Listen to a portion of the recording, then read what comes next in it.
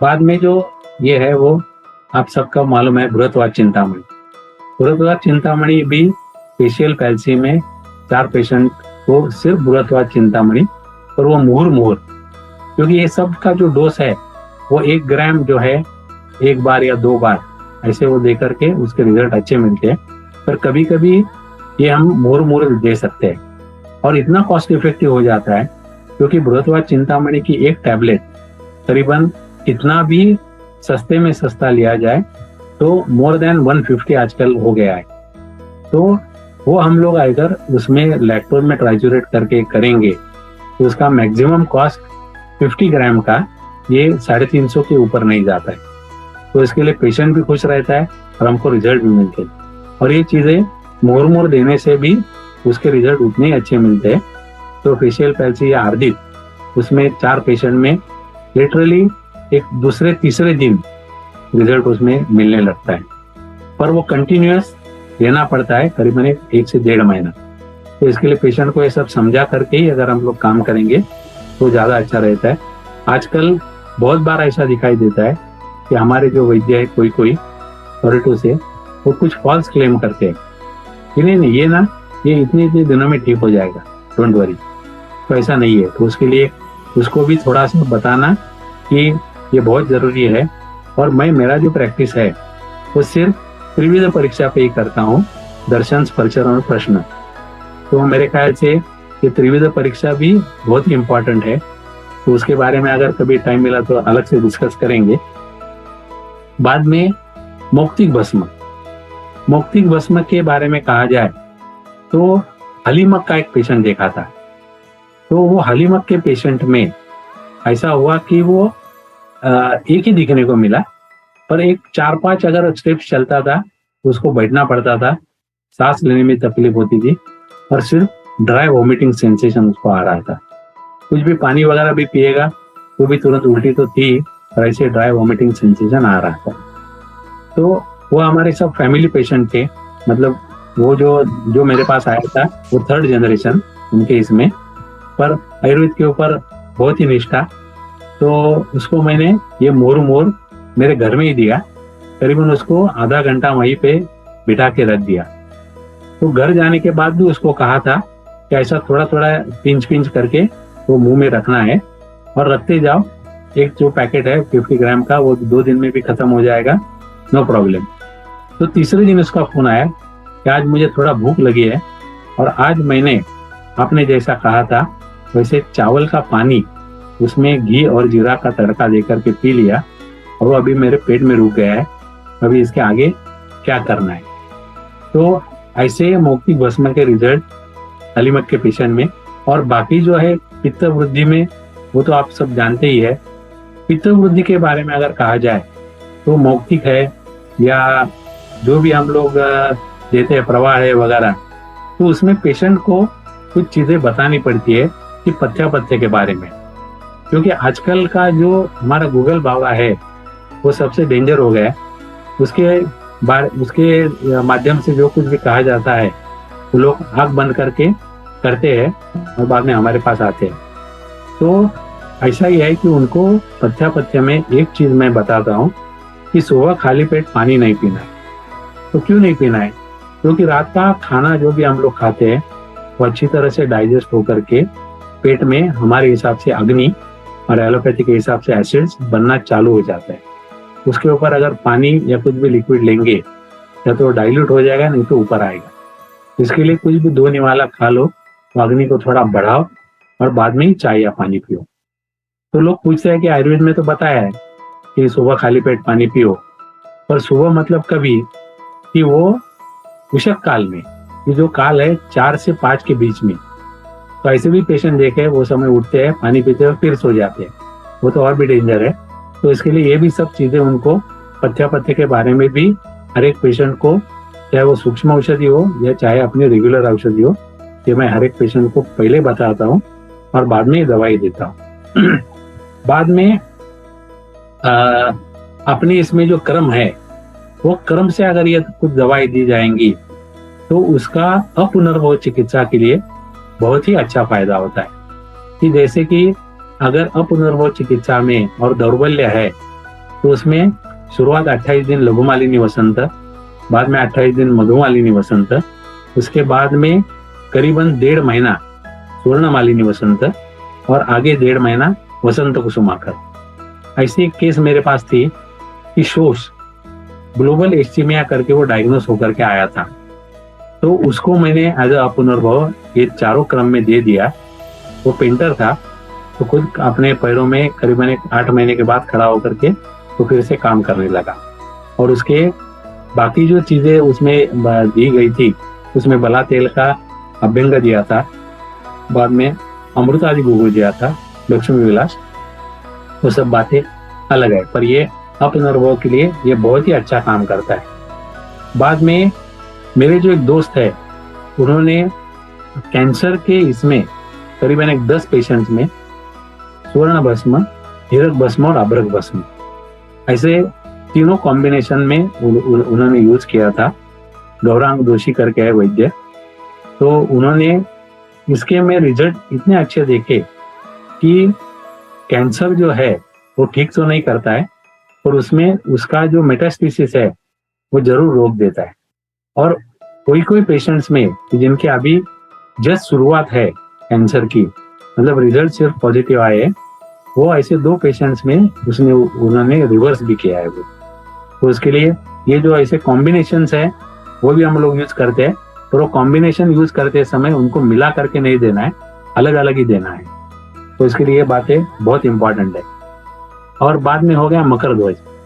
मकर ध्वज जो है वो हमारे दिमाग में सिर्फ क्लेब बियर, पर उसमें पीनस और ऊर्ध्व चतुर्गत विकारों में उसका उपयोग बहुत ही अच्छा होता है। कि जैसे कि दौर्बल्य वगैरह में तो होता ही है, पर इसमें भी बहुत अच्छा है।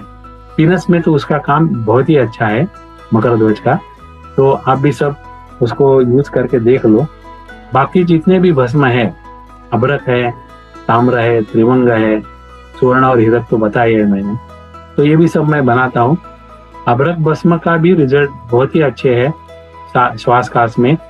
ताम्र भस्म जो है और रौप्य भस्म, ये दोनों भी दिमाग के लिए बहुत ही अच्छे हैं।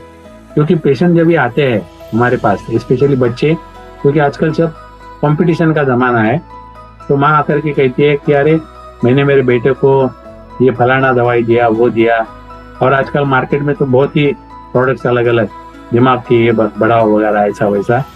पर मैं तो उनको ऐसे पेशेंट्स को या तो सिर्फ स्मृति सागर रस देता हूँ या तो रौप्य भस्म, उसके रिजल्ट बहुत अच्छे हैं। और पेशेंट को ये बताना पड़ता है कि ये देखो कि आपका बच्चा जो है उसका परसेंटेज बढ़ाना वगैरह ये आयुर्वेद का या कोई भी दवा का काम नहीं है। उसमें जो धी धृति स्मृति, जो उसकी ग्रास्पिंग पावर है, बाद में उसका जो स्टोरेज है और रिप्रोडक्शन, उसको हम लोग और शार्प कर सकते हैं। क्योंकि हर लड़का या हर लड़की ना तो लता मंगेशकर हो सकती है, ना तो सचिन तेंदुलकर हो सकता है, तो उनमें भी वेरिएशंस तो रहेंगे ही। कंपटीशन का जमाना है, आपको ये करना है। और उसका जो दोस्त है वो अगर स्पोर्ट्स में अच्छा रहेगा तो ये अभ्यास में, मतलब स्टडीज में अच्छा है। तो ये भी सब बातें पेशेंट को मैं हर एक पेशेंट को बताता हूँ। तो ऐसे पेशेंट्स में काउंसलिंग भी बहुत जरूरी है। और एक बात बोधिसत्व के बारे में जो बोलने की रह गई, कि आजकल बहुत बार ऐसा होता है कि इनफर्टिलिटी के पेशेंट्स आते हैं, तो उनमें रिपोर्ट सब नॉर्मल रहते हैं। तो ऐसे 3 पेशेंट है मेरे पास कि रिपोर्ट्स नॉर्मल है, 2-3 बार आईवीएफ भी किया है, सब किया है, पर फिर भी प्रेगनेंसी नहीं। तो उनके बारे में, मन के बारे में सोचना, ये मेरे ख्याल से सिर्फ आयुर्वेद में ही हो सकता है, और वो मैं करता हूँ। और उनको पथ्य के बारे में बताना ये भी उतना ही जरूरी रहता है। आजकल के जमाने में जो सबसे डेंजरस बात जो है वो है इंग्लिश या बॉयलर चिकन और अंडा।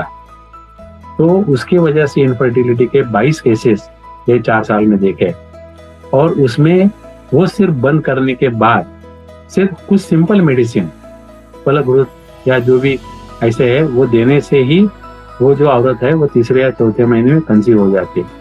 क्योंकि उनको जो भी खाना और इंजेक्शन वगैरह दिए जाते हैं, उसमें जो स्टेरॉइड्स है वो मोस्ट डेंजरस है।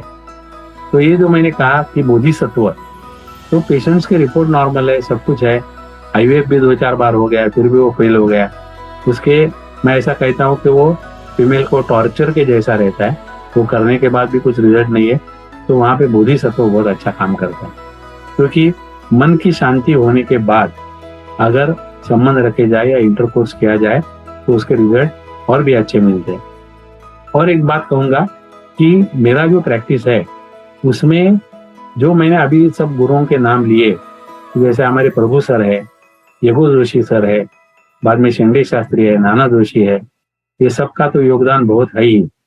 और उसके ऊपर और एक जो बात है वो मैं आपके साथ शेयर करना चाहूंगा कि जो एक मुंबई में फेमस कार्डियोलॉजिस्ट थे, पद्मश्री थे वो, डॉक्टर राममूर्ति, तो उनके साथ करीबन 6 महीना काम करने का मौका मिला। तो वो पहले बार जब मैं उनके पास गया तो उन्होंने कहा कि मुझे आयुर्वेद सीखना है। तो मैंने कहा सर आपको तो 40 साल का प्रैक्टिस है, मैं आपको क्या आयुर्वेद सिखाऊंगा। तो बोले नहीं, मेरे पास पेशेंट आते हैं, ये फलाना फलाना आयुर्वेदिक दवा लिया और उसमें कुछ हुआ नहीं, तो बोले इसके लिए मुझे सीखना है। तो ऐसा हमारा इंटरेक्शन होता था। तो मैंने उनको ये ऐसा कह दिया कि आपके इसमें हार्ट के जो या जो कार्डियक प्रॉब्लम्स है उसमें लिमिटेशंस है, और हमारे इसमें हर एक कंडीशन और प्रकृति के हिसाब से, उम्र के हिसाब से ये दवाइयाँ सब बदली हो जाती है, और उसमें वो दवाइयाँ अगर प्रिसाइजली दी जाए तो उसमें सब रिजल्ट भी मिलते हैं। तो उन्होंने एट लास्ट मुझे कहा कि मैंने कहा सर अभी मैं मेरा प्रैक्टिस शुरू कर रहा हूँ। तो उन्होंने कहा अरे तुम्हारे घर में तो परंपरा है, माँ भी DSF थी, पिताजी भी थे, दोनों दादाजी भी डॉक्टर थे।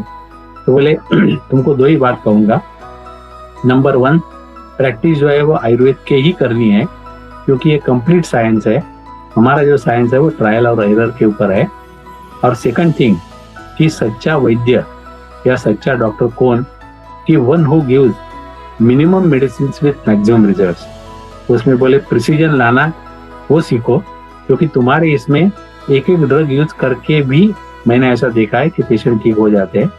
तो इसके लिए ऐसा करो, तो उसमें सफलता जो है वो तुम्हारे पास है ही। फिर एक बार सबका धन्यवाद, मुझे सुन लिया।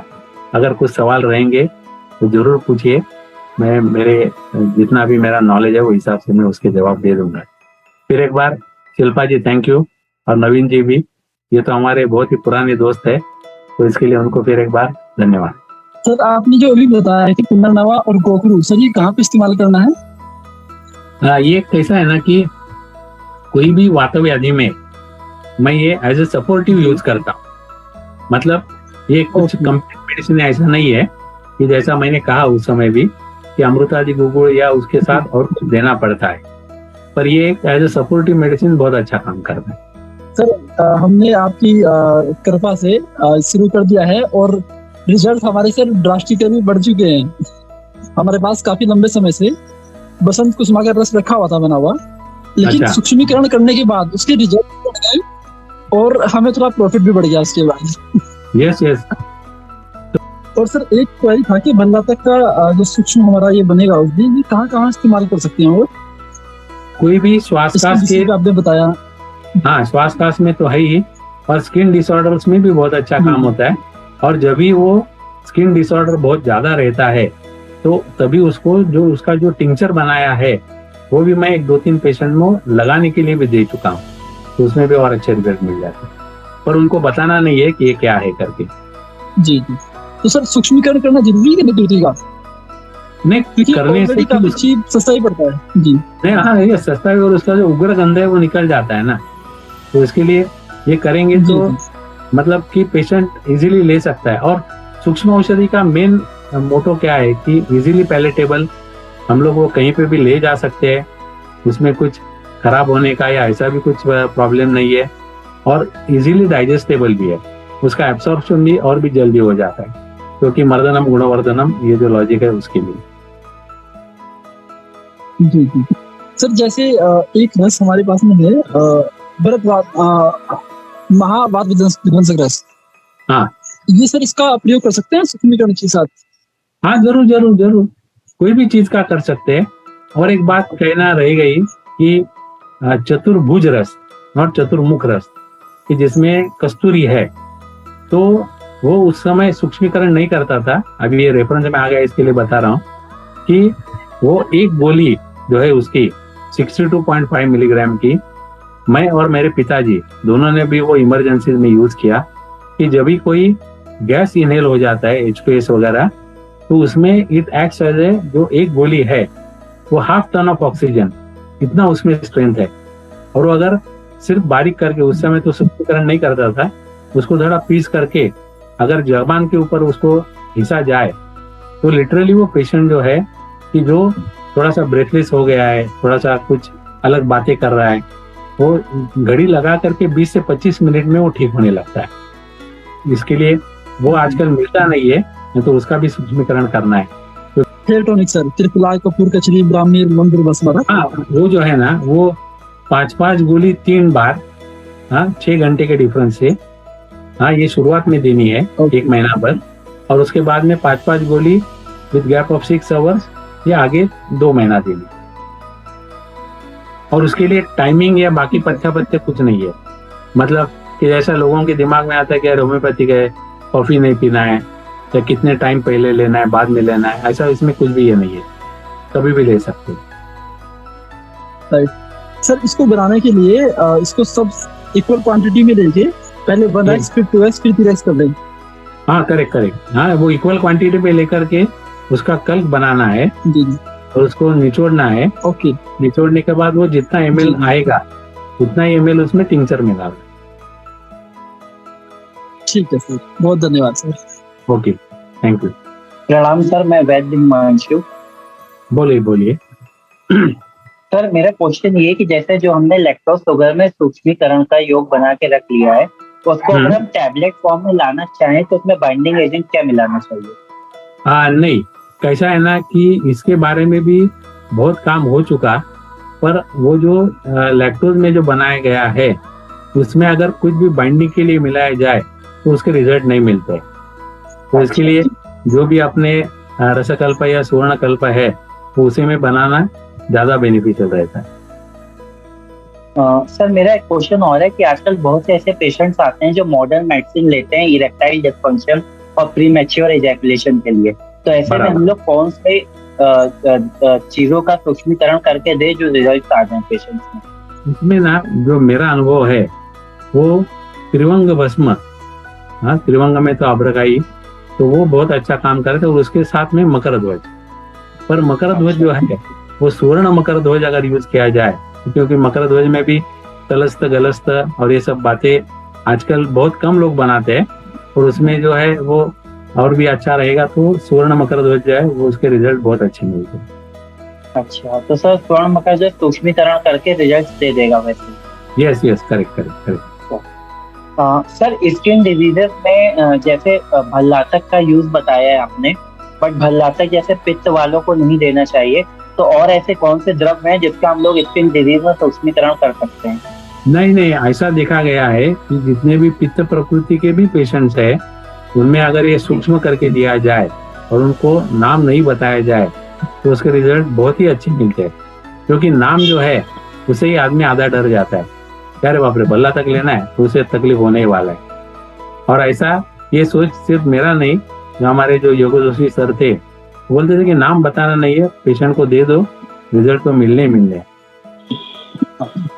सर कुचले का भी यूज क्या सूक्ष्मीकरण के रूप में कर सकते हैं?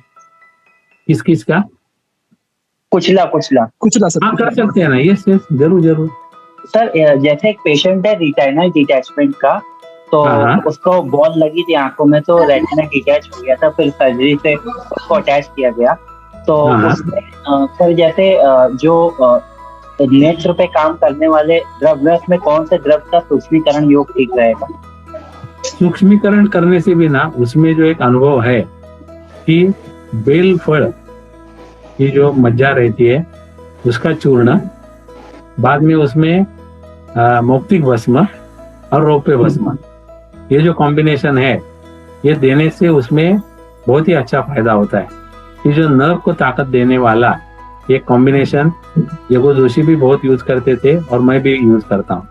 तो उसमें कैसा है कि अगर फॉर एग्जाम्पल कि 50 ग्राम अगर बेलगिरी का चूर्ण रहेगा मतलब बेल के मगज का, तो उसमें 2.5 ग्राम रौप्य भस्म मिलाना है और 1 ग्राम मौक्तिक भस्म, और उसको मिला करके उसका 1 या 2 ग्राम उसमें या तो घी में देने से उसके बेनिफिट्स और ज्यादा है, या तो शहद में।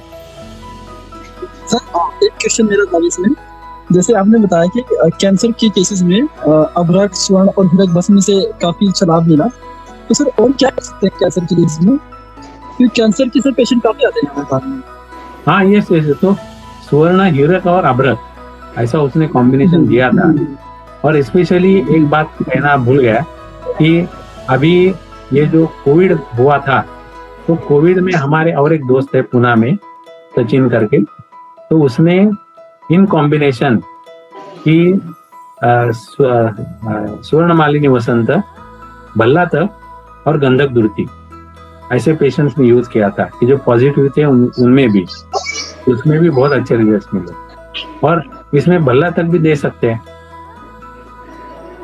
क्योंकि भल्ला तक के ऊपर भी कैंसर के इसमें बहुत काम हो चुका है।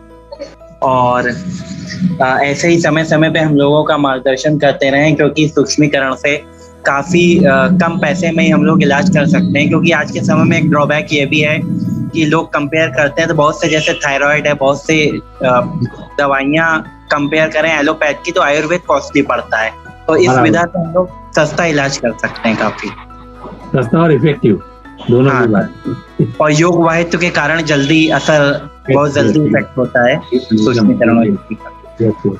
सर जैसे भी आपने बताया कि भल्लातक को अगर हम पित्त वालों को भी देते सूक्ष्मीकरण करके तो भी कोई दिक्कत नहीं होती, तो सर जैसे ये पान का पत्ता होता है जिसको तांबुल बोलते हैं, उसका प्रयोग भी कर सकते हैं क्या हम सूक्ष्मीकरण में? जरूर। और उसका प्रयोग जो है ना, वो मैंने अभी तक बनाया नहीं है, तो हार्ट में भी बहुत अच्छा काम होता है उसका, जो पाल्पिटेशन बढ़ जाता है, मतलब हाँ, तो उसमें भी बहुत अच्छा काम है उसका।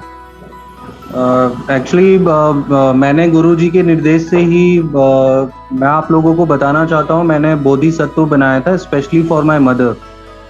मेरी मदर जो थी वो डिप्रेशन में थी, देन एलोपैथी ट्रीटमेंट उनका चला, क्योंकि इनिशियल में आयुर्वेद भी लेके हम लोग गए थे, मगर उसमें बहुत अच्छा रिजल्ट मुझे नहीं मिला।